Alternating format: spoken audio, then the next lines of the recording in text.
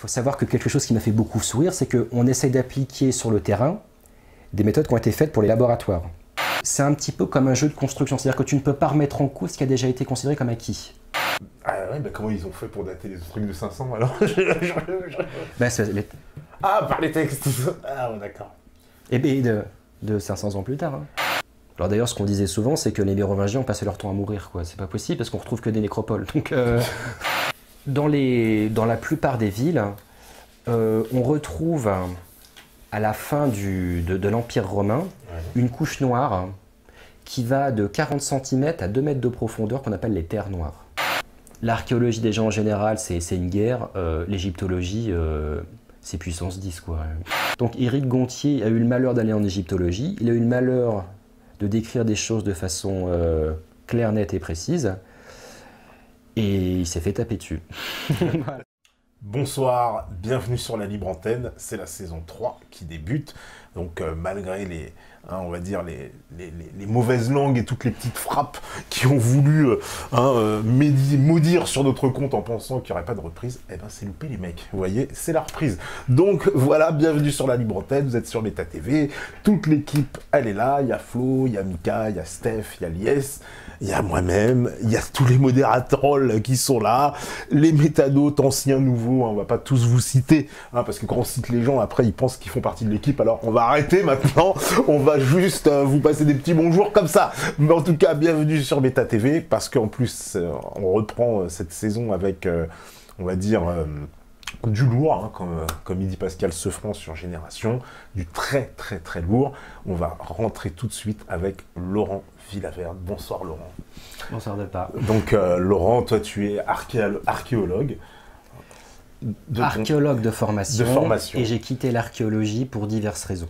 Eh ben justement, et tu nous en parleras de ces méthodes archéologiques avec lesquelles tu es en désaccord. Hein, semble-t-il que justement sur le fond et sur la forme. D'accord, et de ces méthodes utilisées par la profession. Donc, on va rentrer, on va dire, tout de suite dans le vif du sujet, puisque l'archéologie, c'est une science qui est quoi? On peut dire située à partir quoi, du 19e siècle? En gros, on va dire que ça s'est organisé au milieu du 19e siècle. Au milieu du 19e siècle. Et ça a toujours été pratiqué, hein. Depuis toujours. Des gens ont gratté le sol pour trouver des anciens objets. D'ailleurs, on croyait même que la Terre rejetait naturellement des poteries, à un moment donné. D'accord. Donc c'est pour dire qu'avant que les archéologues ne creusent et ne comprennent que ça avait été fait par d'autres personnes, on croyait que naturellement la Terre rejetait des pots, des vases, des assiettes. Ah d'accord. Ça c'est une époque un peu crédule. Mais donc c'est devenu, on va dire, une science à partir du 19e. Oui. C'est qui les pays? Parce que ce qu'on sait, c'est la France, l'Angleterre. C'est là que ça situe un peu l'épicentre de... C'était en fait les grands pays colonisateurs. Hein. Oui, d'accord. En gros, pour simplifier. Donc on peut directement faire le lien d'ailleurs entre archéologie et colonisation. On en fait quelque part. C'est-à-dire à partir du moment où il y a cette grande colonisation européenne à partir du 19e siècle, on va dire l'archéologie, puisqu'on sait que Napoléon, dans son expédition, était essentiellement scientifique, il emmène dans ses valises tout un tas de scientifiques pour aller fouiller les sites égyptiens. C'est ça, c'est la volonté d'aller conquérir des territoires et d'aller en même temps essayer de voir ce qui se passe dans le passé du sol de ces territoires. D'accord. Et donc, alors 19e siècle, c'est quoi? On jette les bases un peu du métier à ce moment-là? Il y a des dogmes qui sont encore présents du 19e siècle? C'est pas vraiment des dogmes, c'est surtout des méthodes. C'est-à-dire qu'à partir de là, on essaye de comprendre comment est-ce qu'on peut creuser dans le sol en faisant le moins de destruction possible et en comprenant tout ce qui arrive. C'est-à-dire que là, c'est le début de la stratigraphie. Une couche au-dessus d'une autre couche. On essaie de faire de la méthodologie, on essaie de comprendre comment est-ce qu'on peut tirer un maximum de tout ce qu'il y a dans le sol. C'est-à-dire qu'on forme vraiment une science, avec des méthodologies, des processus, de la typochronologie, tous ces termes barbares-là dont on reparlera. Voilà, on est en train de mettre les bases de comment est-ce qu'on peut étudier le passé à travers ces vestiges matériels, et pas à travers les textes comme le fait l'histoire. On fait du concret. D'accord, donc oui, l'archéologie, donc on peut dire, c'est la science qui se base sur l'étude de quoi? Des sites, des pierres? C'est quoi? Alors, l'histoire, en fait, il y a 3 disciplines pour étudier le passé, en gros. Hein. Il y a l'histoire, c'est les textes. L'histoire de l'art, c'est les monuments et les œuvres d'art, tout ce qui est unique. Et l'archéologie, c'est l'étude des vestiges matériels. Alors, à la fois ceux qui sont dans le sol, donc il faut creuser pour les trouver, mais aussi ce qui est en élévation, comme les pyramides d'Égypte.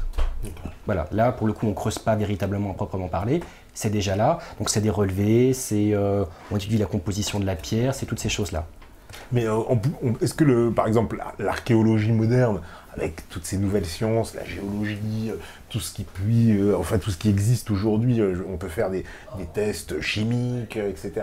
Est-ce qu'on se sert de tout ça aussi ou Au 19e siècle? Non, pas au 19e. Oh, bah peut-être qu'au 19e siècle aussi. L'idée, c'est qu'il y avait un tel foisonnement de sciences au 19e siècle qu'il y avait déjà l'idée d'une interdisciplinarité. Ça veut dire qu'un géologue va essayer d'aller voir un confrère archéologue pour essayer d'apporter un petit peu sa lumière. Un géographe va essayer de venir aussi, ils vont croiser les données. L'idée, c'est de mélanger un petit peu tout de façon à ce que chaque spécialité puisse se servir du reste. L'archéologie était en grande partie basée sur les termes de géologie. Parce que l'archéologie qu'on connaît le plus souvent, c'est l'archéologie, on va dans le sol, et on creuse, on gratte, on prend des objets. En archéologie, par exemple, l'unité de mesure, c'est ce qu'on appelle l'unité stratigraphique, l'US, pour simplifier. Donc c'est une US, plus une US, plus une US. Il y en a qui sont naturelles, d'autres artificielles.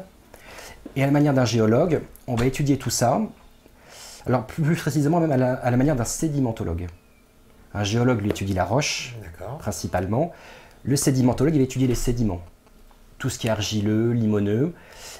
Et l'archéologie se base énormément sur la sédimentologie. C'est ça. Parce que cette sédimentologie, elle nous permet on va dire, d'établir une chronologie, par exemple. Alors oui, c'est-à-dire que c'est en fait ce qu'on appelle la chronologie relative. C'est-à-dire qu'une chose est plus vieille ou plus récente qu'une autre, par un simple effet de gravité.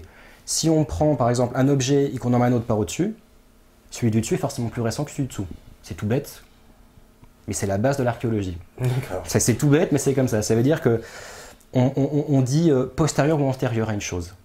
Une chose à être postérieure, donc après une autre, ou antérieure, plus ancienne. Et c'est comme ça qu'on peut réfléchir à l'échelle d'un site archéologique. Qu'est-ce qui est plus récent ou plus ancien qu'une autre, sans se donner un calendrier précis. On ne parle pas de moins 300, plus 1500, quoi que ce soit. On dit, il y a 10 choses, cette chose-là est la première, sur cette chose-là il y a la deuxième, la troisième jusqu'à la 10e. On parle de chronologie relative. Mais alors, dans cette recherche, justement, par les sédiments, est-ce qu'on trouve des choses, des fois, qui peuvent être contradictoires Par exemple, je sais pas, je dis une bêtise pour comprendre, mais on trouve un fusil au-dessus d'une épée romaine. Donc, peut-être non, le contraire, l'épée romaine au-dessus du fusil. Voilà. Alors, ça arrive parfois, hein, c'est qu'il y a de la stratigraphie inversée. Inversée, c'est-à-dire qu'on a les couches qui semblent être les plus anciennes, au-dessus de celles qui sont les plus récentes. C'est curieux quand même ça comme phénomène. Et en fait on se rend compte quand c'est comme ça, c'est qu'en fait un archéologue, il est tout simplement en train de fouiller des fouilles du 19e siècle. C'est-à-dire que ça des remblais. C'est quelque chose qui a déjà été fouillé au 19e, donc tu prends la première couche, tu la mets par terre, tu prends la deuxième, tu la mets au-dessus de la première, et tu as une stratigraphie inversée qui se forme. Voilà, c'est rigolo. Tu reviens par derrière et refouille, d'accord. Ce qui est encore plus amusant, c'est quand on se rend compte au bout d'un mois de fouille, qu'on a fouillé du 19e siècle. Donc, mais sinon, non, pour répondre à la question, de par la gravité, tout simplement, une chose, si elle est posée à plat, celle du dessus sera forcément au-dessus. Enfin, la plus récente sera forcément au-dessus, quoi qu'il arrive. Là où il y a un problème, c'est quand on a deux choses qui ne se recoupent pas. Tu prends un trou, tu fais un autre trou 5 mètres plus loin, s'il n'y en a pas un qui coupe l'autre, tu es incapable de dire quel est le plus ancien. C'est tout bête. Donc là intervient la notion du mobilier archéologique. Alors, qu'est-ce que le mobilier? Le mobilier archéologique, alors c'est pas des tables, des chaises, des commodes, des assiettes, c'est tout ça. Le mobilier archéologique, c'est tout ce qu'on trouve sur un site archéologique et qu'on peut emmener en gros. Donc de la céramique, du verre, du métal, de l'os, des pierres, tout ce qui est étude lapidaire, mais aussi tous les petits éléments, on va dire les pollens, les graines, voilà, toutes ces choses-là. C'est ce qui permet de dater des structures en creux principalement. Il y a un trou, on ne sait pas de quand date ce trou, on va regarder ce qu'il y a dans le trou, et c'est ce qu'on va trouver dans le trou qui nous permet de dater de quand a été fait le trou.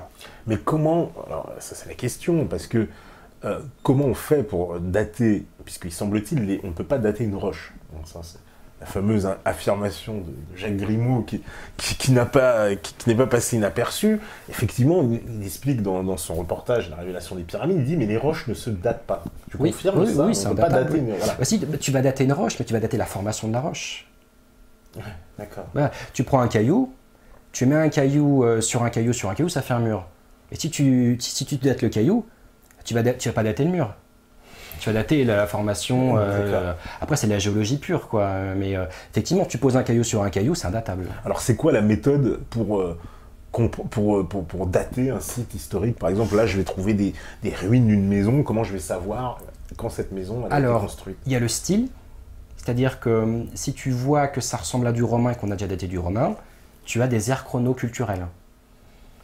Si tu vois que ça ressemble à du médiéval, c'est que c'est du médiéval. Si tu vois que ça ressemble à du moderne, c'est que c'est du moderne. Et après, il y a les datation physique. Carbone 14, dendrochronologie, et j'en passe, quoi. Alors, carbone 14, alors ça, c'est quoi? C'est un mot barbare qu'on entend à toutes les sauces, le carbone 14. Alors, il paraît-il, ce serait la méthode infaillible pour dater absolument tous les objets. Alors, plutôt que de dire des grosses bêtises, je vais quand même m'appuyer sur quelques documents. Alors, petite définition. Hein. Le carbone 14, ou radiocarbone, est un isotope radioactif du carbone dont la période radioactive est égale à, peu importe, selon les calculs relevant de la physique des particules datant de 1961. Alors, qu'est-ce que c'est qu'un isotope radioactif? Parce que... Alors, en gros, le carbone normal, c'est du carbone 12. Le carbone 14, c'est un carbone qui est en très petite quantité et qui se balade un peu partout dans l'atmosphère. L'isotope du carbone, c'est ce carbone 14. Alors, on va passer vraiment les termes techniques là. On va dire, la datation par le carbone 14, dite également datation par le radiocarbone, est une méthode de datation radiométrique basée sur la mesure de l'activité radiologique contenue dans la matière organique dont on souhaite connaître l'âge absolu, à savoir le temps écoulé depuis sa mort. Donc tout à l'heure, j'avais parlé de chronologie relative, tu te rappelles, une chose est plus ancienne qu'une autre. Là, on ne parle pas de chronologie relative, mais absolue. C'est-à-dire qu'on se dit, ça a 1000 ans, ça a 1500 ans, ça a 20 000 ans, 30 000 ans. Alors comment on fait? Le carbone 14, c'est, on estime en fait que quand quelque chose d'organique a un échange avec l'atmosphère, qu'il vit tout simplement, il a un certain taux de carbone 14 qui est tout le temps constant. À partir du moment où cette matière organique meurt, je fais exprès de simplifier l'état au maximum, il y a une décroissance radioactive, c'est-à-dire que ce taux de carbone 14 baisse. Donc tu fais comme à l'école, tu prends un graphique, tu regardes le taux de carbone 14 qu'il y a dans ton objet, et tu en déduis, avec la pièce et leurs données, depuis combien de temps est-ce que c'est mort. D'accord. Pour simplifier au maximum. Hein. Donc ça marche aussi bien pour des plantes, parce qu'on peut faire ça sur du charbon de bois par exemple. Mais sur de l'os. Ah non, pas sur de la poterie. Ah, ouais. Là, il y a d'autres méthodes. D'accord. Il y a par exemple de la thermoluminescence ou cathodoluminescence. Là, j'ai un doute. Mais en tout cas, oui, voilà, c'est une des deux. Voilà. Il y a d'autres méthodes qui existent pour tout ce qui est poterie. Parce que, quoi qu'on dit de la céramique, hein, normalement. D'accord, donc le carbone 14, c'est les matières organiques. C'est organique. D'accord, hein. c'est sur les matières organiques. C'est par exemple, alors si je retrouve une poterie, mais il y a des résidus, on va dire, d'une matière organique dedans. Ça, tu peux dater. Voilà, c'est ça que je vais dater. Et on va partir de l'idée que si tu veux dater ta céramique, pour employer le terme technique, si tu dates le contenant, si tu dates le contenu, tu dates le contenant. Non, à peu près, ouais. À peu près, on va dire à 20 ans près, peu importe. D'accord. Voilà, tu dates ce qui est organique, tu dates ce qu'il y a autour. C'est comme ça que tu fais. C'est comme ça. Et cette méthode, alors, il y en a qui la critiquent, il y en a qui disent c'est fiable. Alors, qu'en pensez? Moi, j'en ai pas fait en laboratoire, parce que j'ai jamais travaillé sur le côté organique. Mais il y a deux problèmes sur le carbone 14. Le premier, c'est qu'on part du principe que le taux de carbone 14 est tout le temps le même dans l'atmosphère depuis toujours. Parce qu'effectivement, comme on se base sur le graphique de décroissance avec la décroissance radioactive, si tu dis que ton carbone 14, il est constant, effectivement, tu regardes le taux de carbone 14 maintenant, et tu te dis, ton objet date de temps, parce que, effectivement, à chaque fois, tu prends ta courbe, tu tapes l'abscisse, tu as l'ordonnée avec la datation. Mais rien ne te dit qu'il y a 10 000 ans, 20 000 ans, le taux de carbone 14 était le même dans l'atmosphère. Les volcans, toutes ces choses-là, le rayonnement solaire peut jouer énormément là-dessus, potentiellement. Donc déjà, on se base sur quelque chose qui est constant alors qu'on n'en a aucune preuve. La deuxième chose, c'est qu'un objet peut être pollué par un autre objet. C'est-à-dire que, pour simplifier, tu as un objet avec une datation en carbone 14 plus un autre objet à côté avec une autre datation en carbone 14, l'un peut polluer l'autre. D'accord. Tout bêtement. Alors, il faut voir qu'aujourd'hui, le carbone 14, c'est vraiment ce qui fait foi dans l'archéologie. C'est-à-dire que quand on veut dater n'importe quoi, c'est le carbone 14 dans tout. J'ai envie de dire, c'est presque le saint carbone 14 pour les scientifiques. Ah, c'est ça. C'est quand on nous a dit, c'est le carbone 14 à dater ça, bon ben voilà. Et moi, pour avoir fait des prélèvements de choses qui partaient au carbone 14 derrière, il faut savoir que quelque chose qui m'a fait beaucoup sourire, c'est qu'on essaye d'appliquer sur le terrain des méthodes qui ont été faites pour les laboratoires. C'est-à-dire qu'on s'imagine quelqu'un avec une blouse blanche qui va prendre un échantillon, qui va noter dessus ce que c'est, on va faire l'analyse, machin, truc et tout. Sauf que quand toi, tu es sur le terrain, bah bien souvent, tu as une poche, tu mets un 6 vite fait, le lendemain, ça devient un 8, et le troisième jour derrière, et ben en fait, il n'y a plus, il n'en voit plus rien. Mais tu vas aller sortir ton échantillon, et c'est ça qui va dater ton site. Parce que c'est des méthodes qui sont très empiriques. C'est un des soucis de l'archéologie. On applique des méthodes de laboratoire très carrées pour des méthodes de terrain qui sont inapplicables dans certaines conditions météorologiques notamment. Donc du coup, plutôt qu'un archéologue puisse dire eh ben là c'est le bazar, on s'est trompé dans toutes les poches, dans tous les petits sacs dans lesquels on a mis les bouts de ce qu'on voulait dater, et ben en fait, c'est au petit bonheur la chance, puis on va bien se dépatouiller une fois qu'on aura les résultats. Donc tu as le saint carbone 14 qui fait foi dans tout, sauf que les techniques de prélèvement et les techniques qui consistent à aller du terrain au laboratoire, et ben là tu peux avoir plein d'erreurs dans tous les sens. Donc c'est pas très fiable en fait. Bah, disons que c'est discutable dans la théorie, mais aussi dans la pratique. C'est un élément, voilà, c'est un élément. Sachant que le carbone 14, c'est quelque chose, plus c'est ancien et plus c'est fiable, parce que quand on date quelque chose on va dire de 20 000 ans, on va dire 1%, 5% près, ça ne va pas changer grand-chose à l'histoire.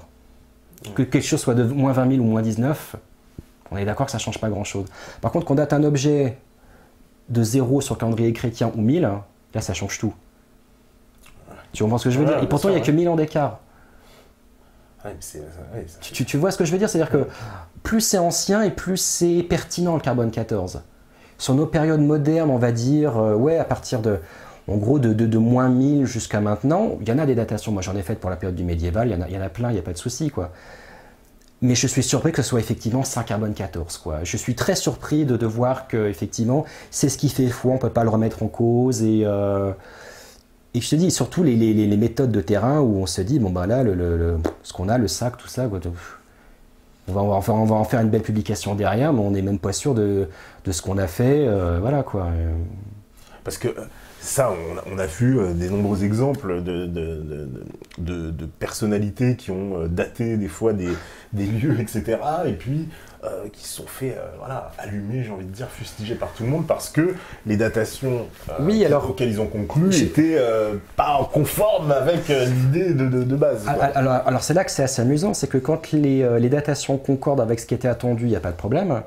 Par contre, si tu fouilles un site, on va dire, dont tu attends la datation, je vais dire n'importe quoi, de moins 3000, et que ta datation, en gros, c'est, je dis n'importe quoi, c'est vraiment un exemple, qui dit moins 10 000, bah là c'est une erreur par contre.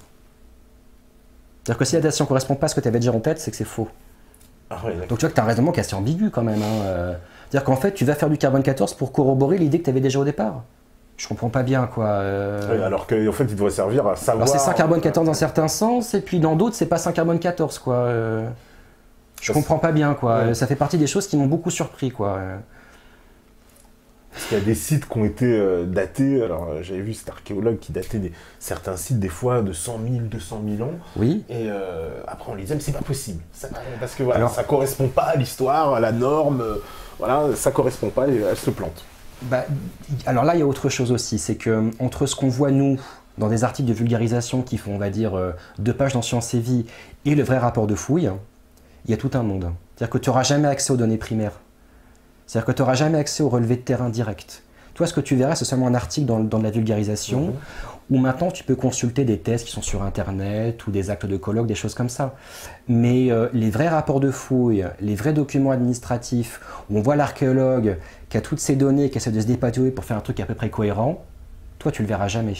Tu verras jamais que le résultat que tu as, qui paraît tout beau, tout propre, tout lissé, évident, bah derrière, bien souvent, c'est de la cuisine.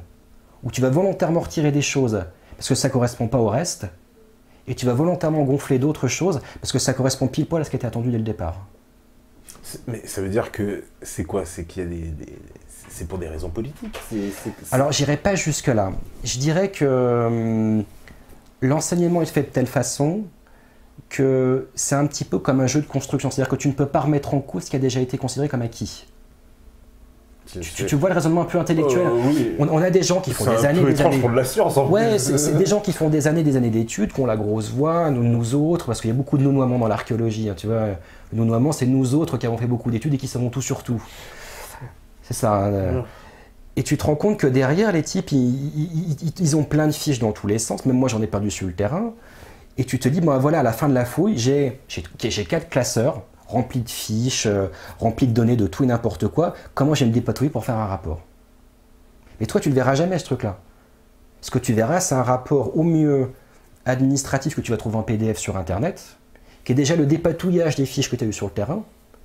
Et ce que tu auras le plus souvent, c'est soit le beau reportage à la télé, ou bien alors le truc dans Sciences et Vie, dans Sciences et Avenir, dans Le Monde, tous ces trucs-là. Est-ce que aussi le fait que, par exemple, un archéologue, il arrive à certaines conclusions qui pourraient, on va dire, entre guillemets, remettre en cause certains dogmes, il n'a pas peur un peu de se sentir mais il le fera pas il le fera pas parce que pour la plupart, ils considéreront que les résultats qu'ils ont, ils s'en foutent parce qu'ils ne concordent pas avec ce qu'ils attendaient dès le départ. Tu comprends le raisonnement intellectuel? D'accord, ouais. Donc mais de bonne foi, hein, attention, de bonne foi. On va fouiller un site, par exemple, entre guillemets, roman, on a dit ça date de 1300, puis en fait, il va faire ces trucs, et puis il va dire bah non, il y a des trucs de 10 000 ans, ah bah non, c'est pas possible. Ah ouais, c'est faux. C'est faux. C'est faux. C'est évident. Les résultats, ils ne concordent pas par rapport à ce qu'on attendait. On sait que c'est vrai, quand on sait ce qu'on sait et quand on voit ce qu'on voit, donc c'est faux. Donc il serait malhonnête de croire que les archéologues sont tous des gens machiavéliques à falsifier les données. Je dirais que c'est une construction intellectuelle qui fait que, à la sortie de ces études, on est plein de certitudes, et le travail n'est qu'une application directe des certitudes qu'on a acquises pendant ces études. C'est-à-dire qu'on a des gens qui font de la recherche, mais qui se posent pas beaucoup de questions. Et c'est une des raisons pour lesquelles moi je suis parti. Faire de l'archéologie aujourd'hui telle que moi j'en ai faite, moi c'était de l'archéologie préventive, hein, donc de l'archéologie un peu particulière, c'est-à-dire que c'est pas de l'archéologie universitaire à proprement parler. Moi je faisais de l'archéologie en amont de l'aménagement du territoire, c'est-à-dire qu'une autoroute. Ah oui, parce qu'il faut expliquer, donc voilà. En France, il y a deux types d'archéologie. Alors voilà, explique-nous cette différence pour... Donc voilà, il y a deux types d'archéologie. Et l'archéologie universitaire, c'est en gros un enseignant à l'université qui va faire 1 mois ou 2 mois de fouilles l'été et qui le reste du temps va donner des cours à la fac, pour simplifier. D'accord. Donc lui, c'est ce qu'on appelle des fouilles programmées, c'est-à-dire que d'une année sur l'autre, c'est programmé. On va fouiller des grands sites, la plupart du temps, des sites qui sont financés alors en France par des conseils régionaux, des conseils généraux. Alors oui, c'est qui finance ça? C'est l'État qui finance l'archéologie? Bien souvent, mais il y a aussi des privés qui disent, voilà, moi je suis un riche industriel, j'ai acquis tel terrain et je sais qu'il y a des vestiges archéologiques et je vous finance 1 mois de fouille l'été à 20 étudiants et on va partir sur une triennale. Donc on va fouiller l'année 1, l'année 2, l'année 3. Il y aura un rapport de fouille à la fin de chaque année, et puis à la fin de la 3e année, on fera la synthèse de tout ce qu'il y a là. Donc ça, c'est l'archéologie programmée. Maintenant, moi, ce que je faisais, c'est l'archéologie préventive. Là, en fait, ce sont des archéologues professionnels qui ne font que de la fouille. C'est-à-dire que les rapports avec la fac sont, on va dire, plutôt distendus, voire plutôt conflictuels. Voilà. C'est-à-dire que moi, je travaillais dans l'aménagement du territoire. C'est-à-dire qu'un lotissement se construit, on sait qu'il y a des vestiges en dessous, et bien avant que les vestiges ne soient détruits par le lotissement, on va fouiller. D'accord. Comment d'ailleurs on sait qu'il y a des vestiges en dessous? Il y a des quoi? C'est des rapports radiographie? Non, en fait, il y a 2 étapes dans l'archéologie préventive. Dans un premier temps, on fait un diagnostic, c'est-à-dire des grandes tranchées, pour voir s'il y a un site. il y a un rapport du diagnostic, et à l'issue de ce rapport du diagnostic, il est décidé si ou non il y aura une fouille derrière. C'est-à-dire qu'en gros, je ne connais pas les proportions exactes, mais on va dire que pour un site fouillé, tu as peut-être 10 diagnostics de fait. Tu vois, tu en as 9 qui sont négatifs, tu as le 10e qui est positif, et là on va prescrire une fouille. D'accord. Donc l'avantage de l'archéologie préventive, c'est que tu fouilles toute l'année, et donc t'en as plein les yeux. Sur tous les types de terrains, à la ville, à la campagne, dans le bord de mer, au fin fond des montagnes, dans les champs, sur des terrains limoneux, argileux, dans du sable. Donc moi je faisais partie des gens qui étaient vraiment archéologues de terrain, mais de la fouille pure et dure, quoi. Mais si, par exemple, question vraiment d'un profane, on trouve un site voilà, qu'on va estimer d'une haute importance, est-ce qu'on va stopper le projet? Ouais. Ah oui, on peut. Il y a quand même des réserves archéologiques. Donc les promoteurs, c'est pas forcément alors pour cette archéologie préventive là. Ah, ils aiment pas du tout. Ils aiment pas du tout. Mais je les comprends parce qu'on est sur le principe dans l'archéologie préventive de casseur-payeur. Ça veut dire que un supermarché, pour pas dire de nom, veut construire un supermarché. Voilà. Donc, il y a un diagnostic qui est fait. À l'issue de ce diagnostic, il est avéré qu'il y a des vestiges archéologiques qui vont être prescrits pour une fouille. Donc, soit l'aménageur c'est le nom du constructeur, soit l'aménageur décide de s'implanter ailleurs, soit il décide absolument d'être là où il y a eu le diagnostic et il paye la fouille. Casseur-payeur. D'accord. Casseur-payeur. C'est lui qui doit financer, d'accord, la fouille. Prescription de l'État. Hein. D'accord. D'où parfois les arrangements qu'il peut y avoir avec des grands aménageurs qui vont aller voir d'autres personnes pour dire voilà, cette fouille nous enquiquine, ça serait bien qu'on essaye de voir si on peut trouver une solution pour que cette fouille n'ait pas lieu, quoi.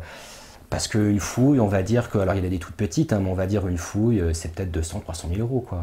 Ah ouais, quand même. Ah oui, voilà. Ah oui. On est très loin de la petite fouille avec les étudiants l'été à une vingtaine, voilà. Ah oui, c'est quand même des voilà, on sommes, dit, ouais. moi j'ai fait des fouilles où j'étais petite, moi qui grattais, hein, donc vraiment j'étais rien du tout. Et on était sur des budgets de pratiquement 1 million d'euros, quoi. Alors c'était des grands aménageurs, hein, Total, Elf, d'ailleurs on peut leur dire merci, hein, ceux qui finançaient l'archéologie préventive, hein, ceux qui mettaient les deniers pour qu'on puisse fouiller, moi ça me faisait travailler, et puis il y avait des vestiges qui étaient trouvés derrière, il y avait des choses qui étaient données à des musées, mais voilà, archéologie préventive, hein. Ça veut dire que derrière, normalement tout est cassé. Oui, parce qu'après, une fois, donc, et ça dure combien de temps ce genre de fouille? Ça dépend de la taille. C'est le temps de la fouille, il n'y a pas vraiment... à l'issue du rapport du diagnostic, si tu veux, on te dit, voilà, il y a des vestiges, ils sont sur telle surface, sur telle profondeur et avec telle importance. Donc il y a une prescription qui est faite où on va dire, ça en fait c'est la région, hein, c'est partie de la DRAC, Direction Régionale des Affaires Culturelles. Ils disent, voilà, nous on va demander à ce qu'il y ait une fouille qui soit faite avec tant de bonhommes, pendant tant de temps et avec telle spécialité.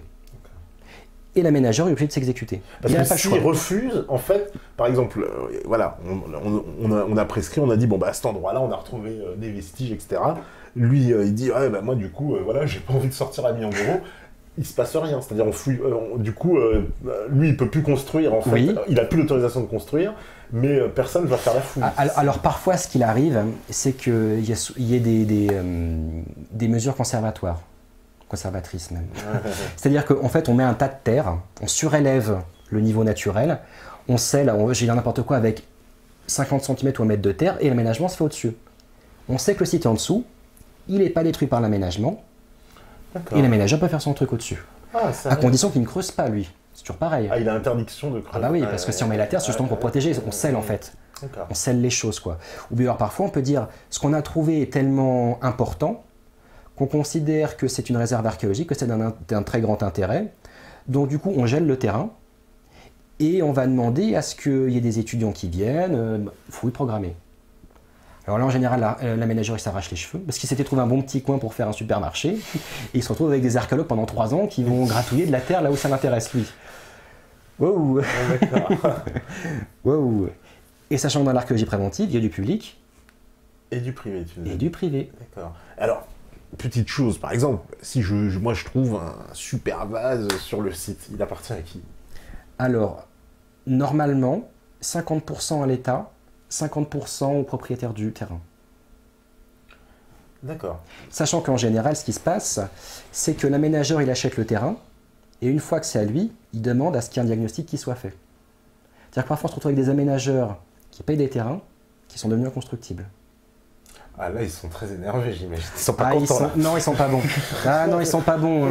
Surtout quand on leur annonce la facture et qu'ils voient arriver 20 zigotos sur le terrain, plutôt éméchés, pas très finaux, les pieds dans la boue. Ils disent, voilà, ça vous fait 400 000 €. D'accord.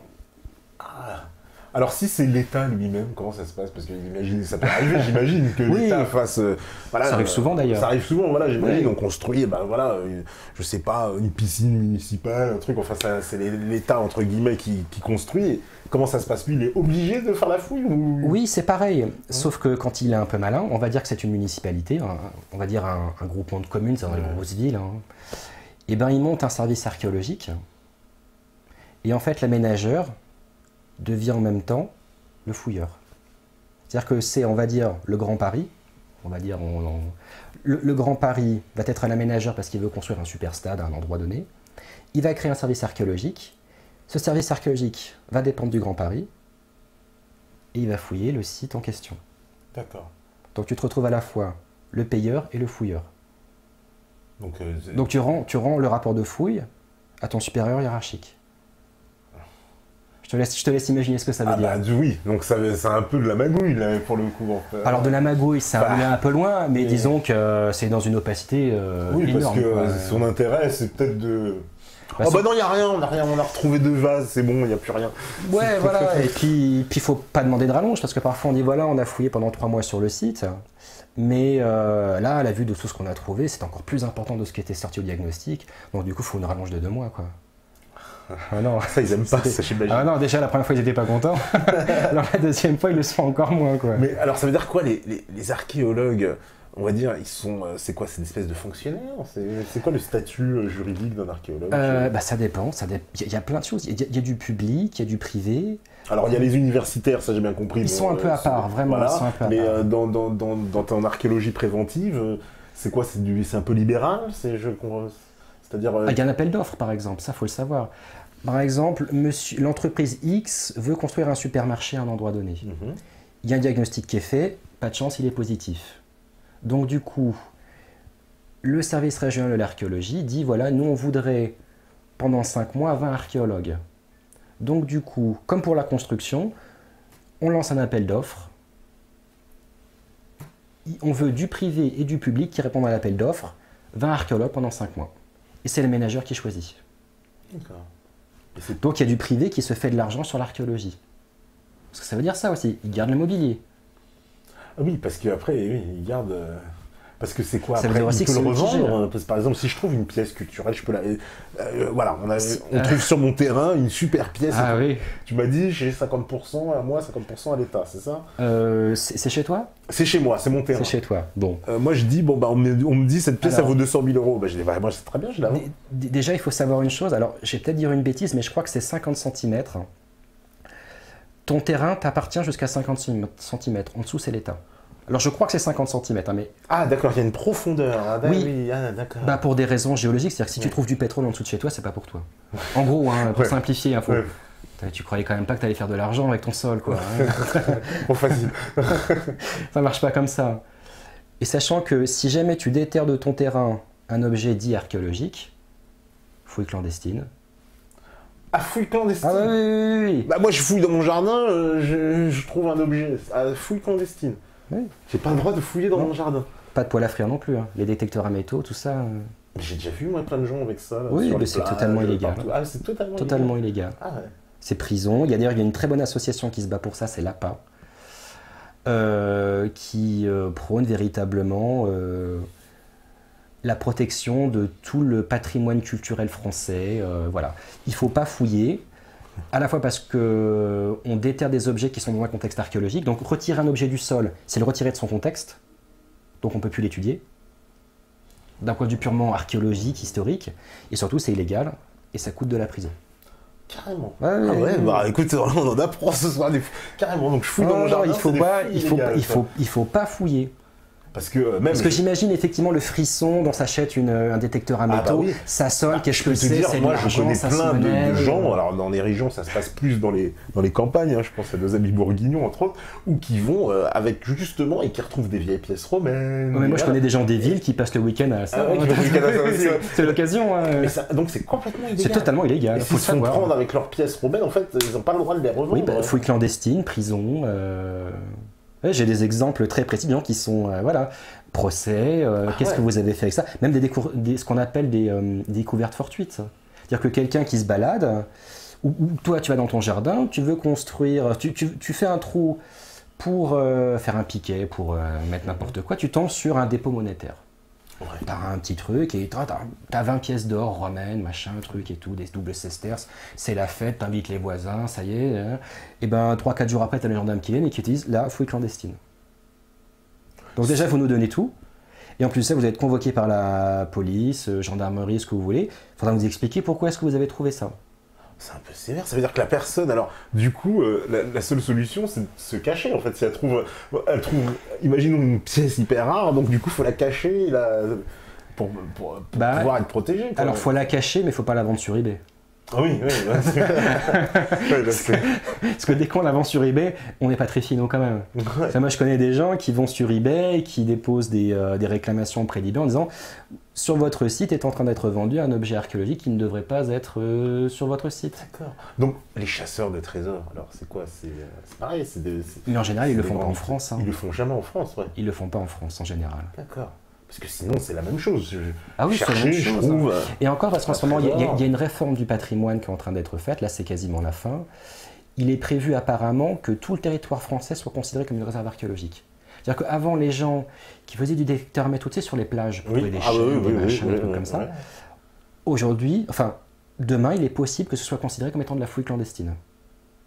C'est-à-dire que tu verras plus ce genre de comportement. J'en ai encore vu plein cet été avec leurs détecteurs sur les plages. Bon, évidemment, ils cherchent des petits objets. Ce que je comprends, c'est vrai qu'il y a le frisson, ça sonne, qu'est-ce que c'est, machin, truc et tout. C'est illégal.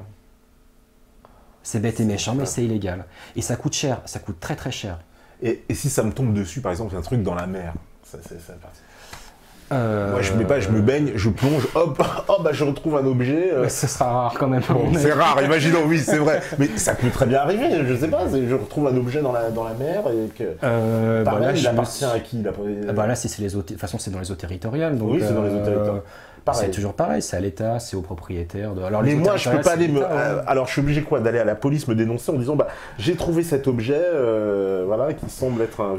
Et là, on arrête, on me dit ce que tu fais, c'est que tu contactes l'APA, qui est une très bonne association, et tu leur dis voilà, j'ai fait une découverte fortuite, qu'est-ce que je dois faire?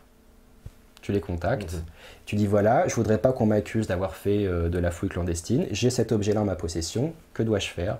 Et eux, ils te diront exactement quelle est la démarche à faire. Mais ça se fait, alors, ces fouilles-là, elles sont préconisées que dans, j'imagine, les grands aménagements, mais quelqu'un qui fait construire une maison, même, ça peut arriver. Ah, même une maison d'un particulier, ça peut arriver. Ah, ouais. Moi, j'ai fouillé 2 terrains, alors je dirais pas où, mais il y avait 2 terrains, et ça faisait au moins plusieurs mois, peut-être plusieurs années que les terrains étaient gelés, parce qu'il allait y avoir une fouille, j'ai participé au truc, on a trouvé du très beau gaulois.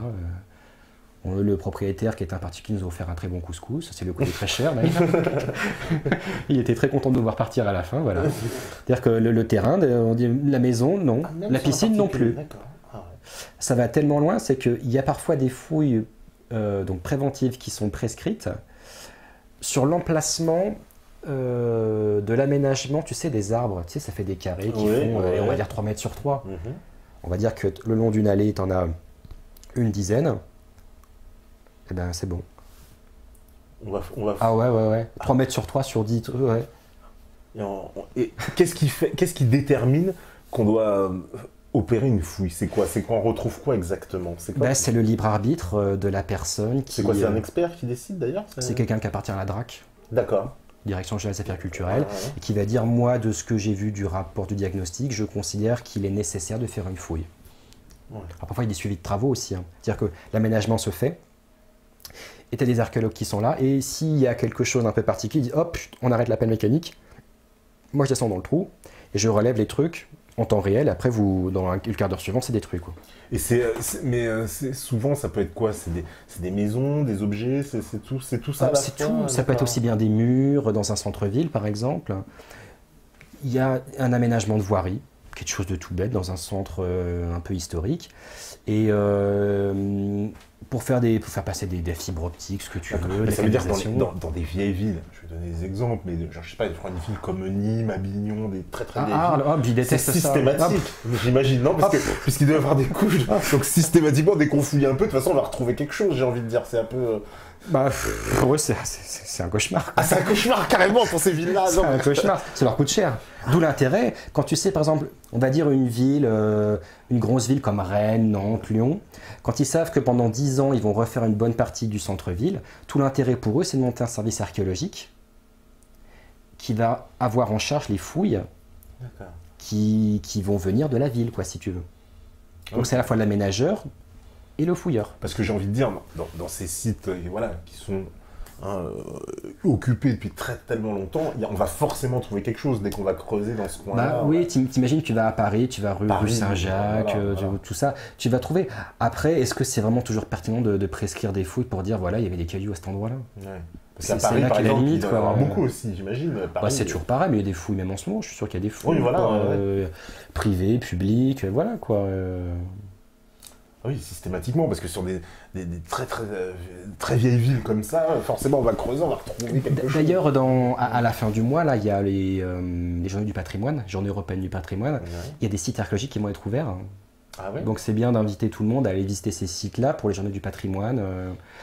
Allez vous rendre compte de ce que c'est à la fois que le travail des archéologues et de ce qui est trouvé en urbain, en rural.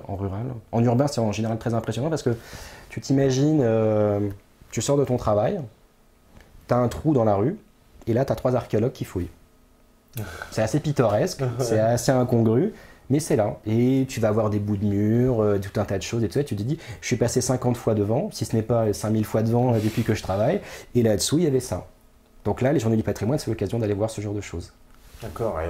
Alors en plus, j'imagine, par exemple, si on retrouve, justement, tu as parlé d'un bout de mur, alors j'imagine qu'on ne le détruit pas, on le détruit après. Ah ouais? C'est l'aménagement. On fait quoi alors? On prend des photos, des extraits, puis on détruit? On prend des photos, on mesure, on regarde le mortier. Enfin, après, il y a des procédures pour tout ça. On prend toutes les informations scientifiques. Et le jeu, c'est que si c'est de l'archéologie préventive, normalement, c'est détruit. À moins que ce soit très exceptionnel, mais tout est détruit. D'accord.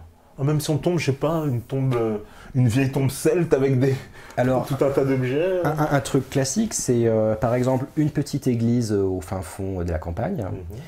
Ils veulent refaire les gouttières et le système d'écoulement d'eau autour de la vieille église, dont personne ne va, il n'y a plus de messe depuis des années. Et on va dire qu'à peu près à 30 cm en dessous de là où tu marches, tu as les sarcophages mérovingiens. Relevés, tout le bazar, des très beaux sarcophages mérovingiens en pierre, tu vois, bling bling. Et une fois que les relevés sont faits, qu'on a regardé les squelettes qu'il y avait dedans, les a pesés, mesurés, enfin tout ce que font les anthropologues, après tu as la grosse pelle mécanique carrée, il met un grand coup de pelle là-dedans et c'est fini. C'est horrible. Enfin, là, tu me fais froid dans le dos quand tu me dis ça. Ça veut dire que le passé, il est balayé par des coups de pelle mécanique. Moi, ce que je vais te dire déjà, c'est bête à dire, mais moi, ça m'a fait vivre pendant des années, déjà d'une part.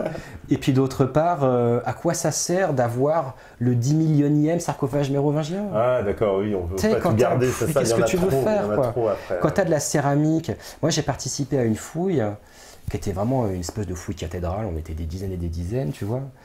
Et à la fin, on avait plusieurs tonnes de céramique qu'on avait ramassées. Ça représentait en termes de tessons, le tesson c'est le bout de céramique, plusieurs centaines de milliers de tessons. Qu'est-ce que tu veux en faire, quoi? T'as pas le droit de les vendre? Donc on balance tout, quoi. Mais je sais pas, les sarcophages, on peut pas les remettre dans un musée, mais quelque part, non? Quand t'as une vitrine avec 10 sarcophages, tu vas mettre le 11e. Ouais. On en a déjà puis le 12e pendant qu'on y est. Puis 5 ans plus tard, t'auras une autre fouille, ça fera le 13e.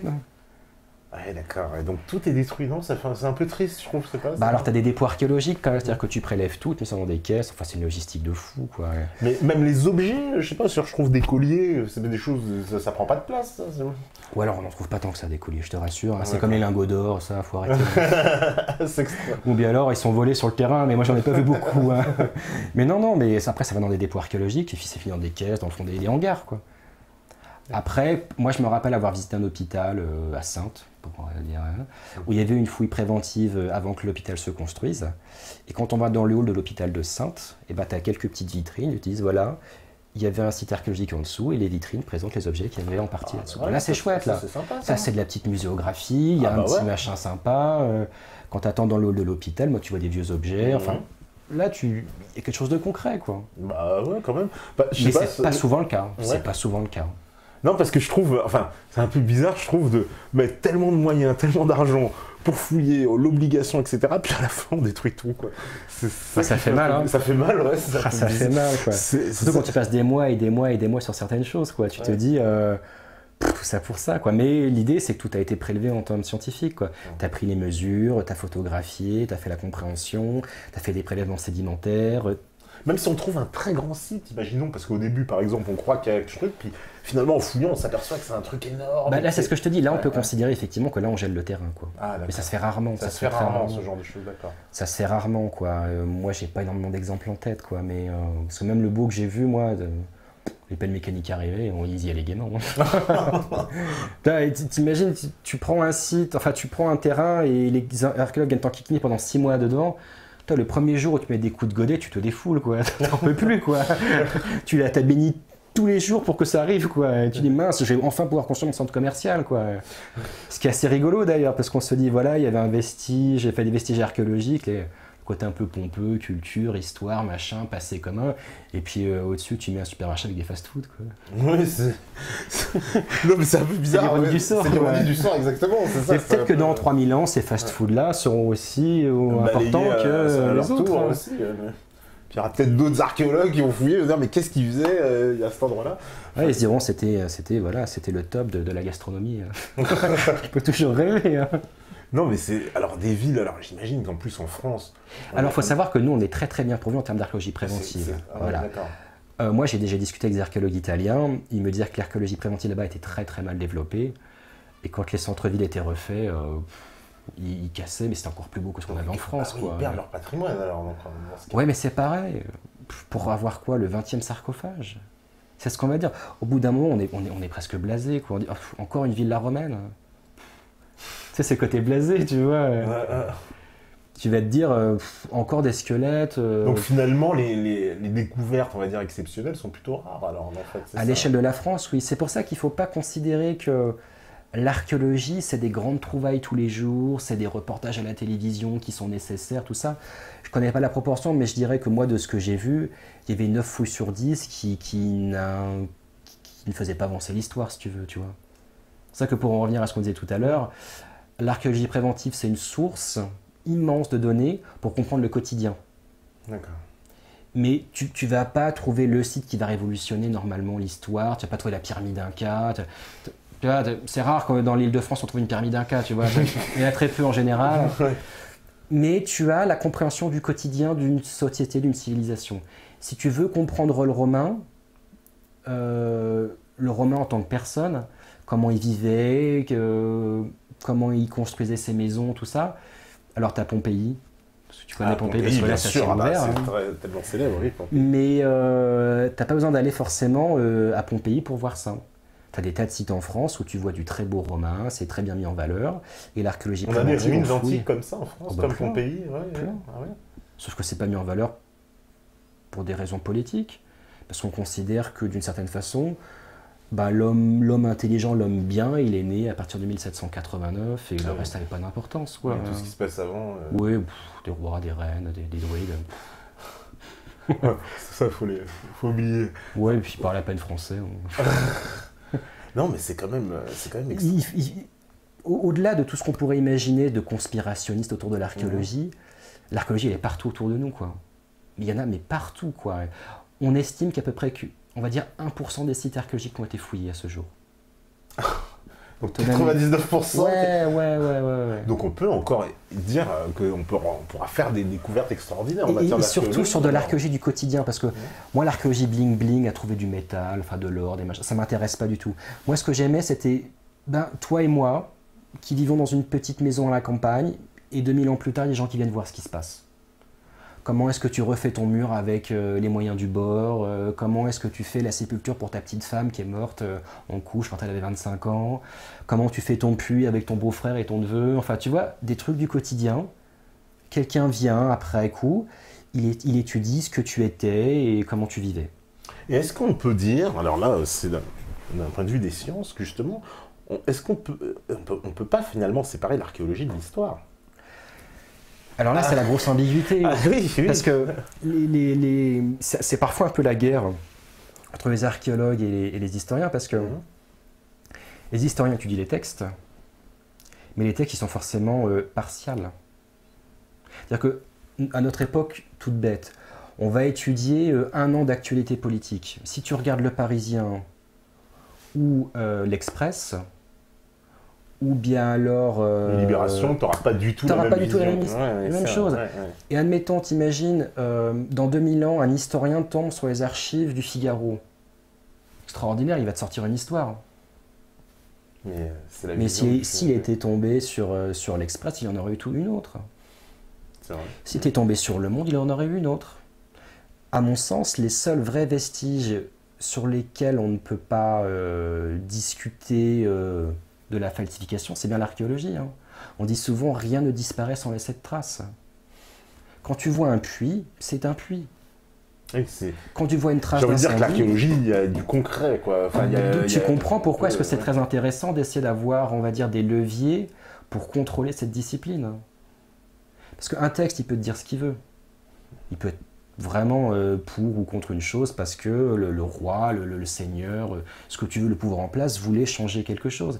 Mais quand tu vois une trace d'incendie sur un site entier, tu te dis qu'effectivement, le site a été détruit de telle façon. Quand tu vois que, par exemple, tu as des trous qui sont remplis de graines fossilisées, de plein de choses, tu peux te dire qu'il y avait de l'agriculture, que les gens ne mourraient pas de faim. Si tu trouves... Donc il peut y avoir un moment donné, par exemple, où il y a une contradiction entre ce qui est admis par l'histoire et les découvertes archéologiques, alors. Oui, absolument. C'est là que tu te dis que tu as une... D'ailleurs, ce qui est assez amusant, c'est que l'étude du passé, on appelle ça l'histoire. C'est qu'une étude du passé, c'est les textes. Tu vois, dans le vocabulaire. Oui, même dans le vocabulaire, oui. Plutôt que d'appeler ça l'histoire, on devrait appeler ça... Tiens, bah, tout à l'heure, j'ai un cours d'étude du passé. Ça serait pas illogique. Parce qu'il y a des... alors j'imagine... Ça serait pas illogique du tout. Hein, il peut y avoir donc on va dire des conflits justement entre historiens et archéologues alors. Ah c'est pas... il peut. Il y a. Et c'est violent parfois. D'accord. C'est violent parce que on est dans une lutte d'ego avec des gens qui ont fait beaucoup d'études et qui sont persuadés à la fin de l'étude d'avoir raison sur tout. Alors que l'archéologie te donne une version du passé, l'histoire t'en donne une autre. Et là où ça devient amusant, c'est quand l'histoire te décrit parfaitement bien des périodes que tu ne retrouves pas au sol. Ah oui. Voilà, on y arrive tout doucement. On y arrive tout doucement. On a mis 50 minutes. Oui, mais c'est ce qu'on avait dit, mais c'est exactement ça, d'accord. C'est qu'effectivement, l'histoire, voilà, c'est beau, et le roi, la reine, l'empereur, le machin, il s'est marié, il a fait la guerre et tout ça, mais sur le terrain... Parce que sur le terrain... ils te le disent, dans le texte, au nord de telle ville, il y a eu la bataille. Tu vas là-bas, rien... Ah non, mais le texte... Des fois, j'ai vu que certains archéologues, on s'entend pas avec les historiens sur des situations géographiques. Les archéologues vont dire, ah bah la ville était située là, et ils disent, bah non, mais nous, on a fouillé, c'était là, et les autres disent, oui, mais non, nous, les textes disent qu'elle était là. Qui croit, à ton avis? Entre quelqu'un qui te dit, moi j'ai des preuves matérielles, et quelqu'un qui va te dire, moi j'ai un texte. J'ai un texte qui a été écrit 200 ans plus tard. Oui, oui. 200 ans plus tard. Oui, d'accord. Et c'est une copie du texte de 200 ans plus tard, qui date d'il y a 300 ans. Donc tu vas rapporter un fait qui s'est passé à l'an 1000, qui a été écrit en 1200, et toi tu as la copie de 1500. T'as envie de dire, bon, je veux pas paraître celui qui voit le mal partout, mais votre truc, bon, il se peut qu'il soit quand même pas tout à fait bon, quoi. On appelle ça le téléphone arabe en général, quoi. Et un fait, plus un fait, plus un fait. Puis finalement, au bout de 10 copies, à la fin, c'est Byzance, quoi.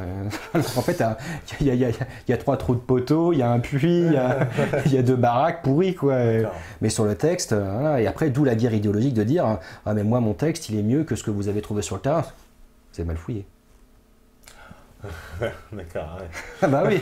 Et donc il y a des conflits, alors parce que j'ai vu aussi, alors les géologues, ils sont quoi, plutôt du côté des archéologues, des historiens? Alors les géologues, c'est encore différent parce qu'ils sont formés à la fac de sciences. Mhm. Historiens et archéologues et historiens de l'art, eux, c'est les lettres. D'accord. Voilà, c'est lettres, alors que le géologue, c'est quelqu'un qui est très très terre à terre en général. Voilà. Et le géologue, lui, va s'intéresser au contexte naturel qui entoure les sites archéologiques. Voilà, parce que j'ai un exemple qui me vient immédiatement, c'est le Sphinx, Oui. Avec le fameux responsable de diversité de géologie de Boston, si je m'abuse, qui a fait des relevés, en fait, qui mentionnent que, en fait, la roche, en fait, qui entoure le Sphinx est la même roche que le Sphinx lui-même, puisque ça a été bâti d'un bloc. Oui. Et donc, sur base de ces observations, en particulier de l'érosion qui est due à des pluies tropicales, il a estimé l'âge du Sphinx à 20 000 à 25 000 ans. Voilà, évidemment, tout le monde lui est tombé dessus, etc. Oui, mais c'est normal. Et lui, il a dit, je mens pas, enfin, je suis pas là pour faire de... Il a dit, je fais, bon, voilà, moi, Il ment parce que le texte dit le contraire. Voilà, il a eu tous les historiens, mais c'est pas possible, c'est du...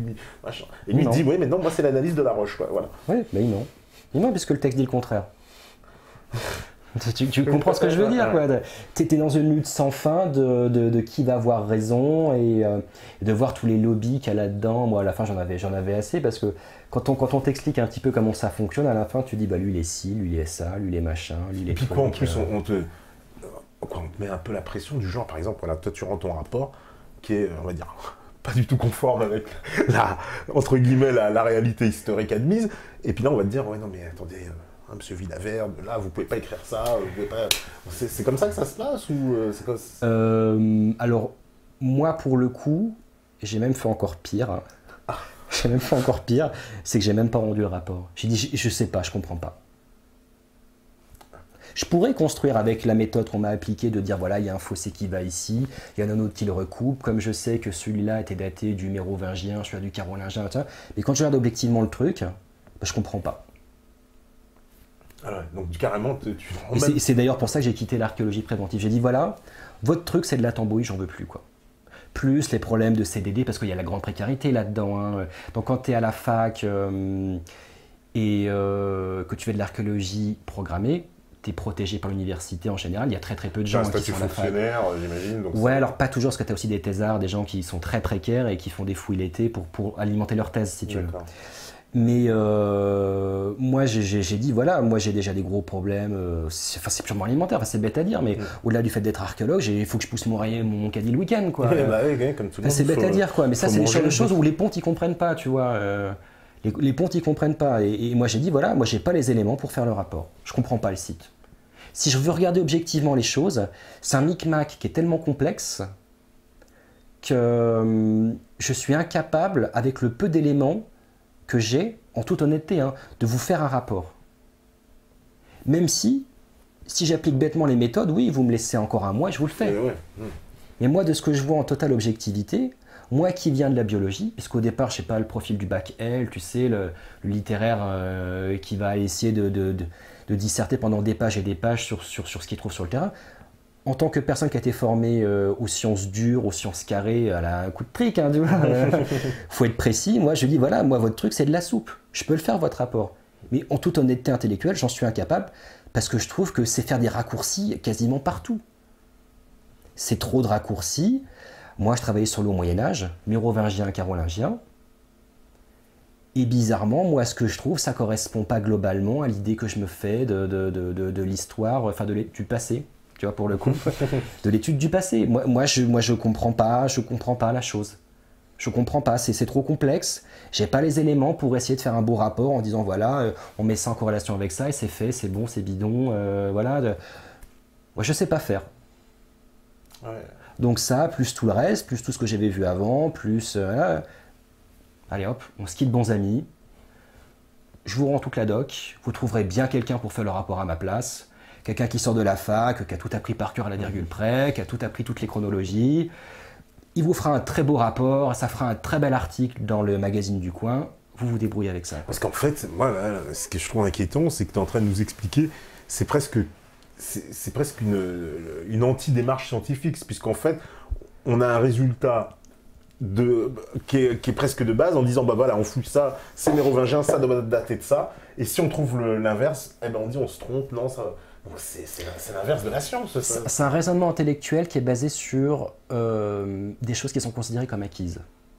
Pour pas dire des dogmes. Parce que dogme, ça donne un peu le côté rigide, un peu le côté méchant de la chose. On va considérer qu'il y a des acquis et que ces acquis-là, on ne revient pas dessus.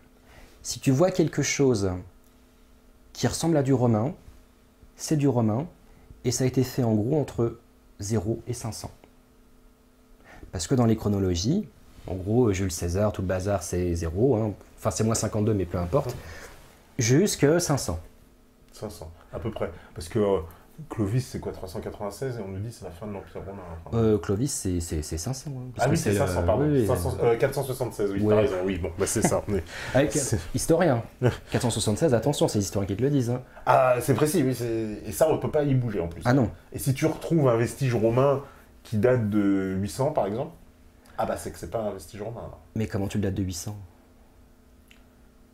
Ah ouais, bah comment ils ont fait pour dater les trucs de 500 alors bah, Ah, par les textes. Ah ouais, d'accord. Et bien de 500 ans plus tard. Hein. Bah je sais pas, moi, je fais hein. du carbone 14 encore. Bah, je sais pas, oui, alors... des poteries avec des bouts de grains dedans et puis... Pollution. Ah ouais, pollution.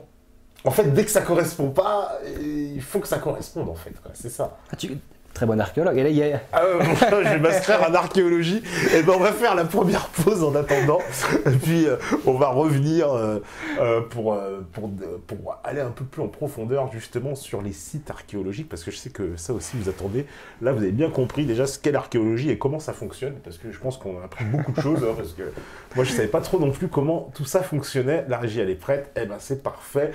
On refait la pause et on revient juste après. À vous, la régie.